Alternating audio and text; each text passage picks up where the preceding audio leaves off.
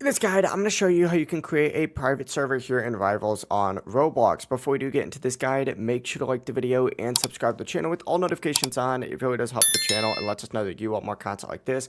We'd greatly appreciate it. And if at any point throughout this guide you had any questions, just ask them down in the comment section below and we can help you out further. I'm going to be doing my best to reply to every single comment down there.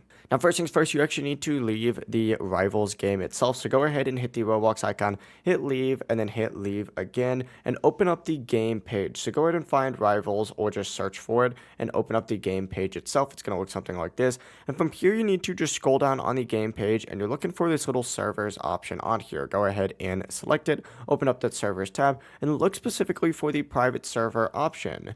You can actually create one for free, just like so. So simply hit create one for free. You're going to see your private server right here where you can hit this little pencil icon and edit it, allow your friends to join, get a private server link as well.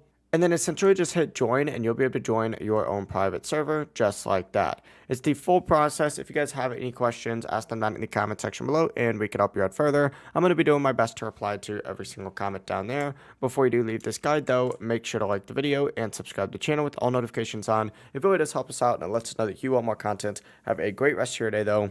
Peace.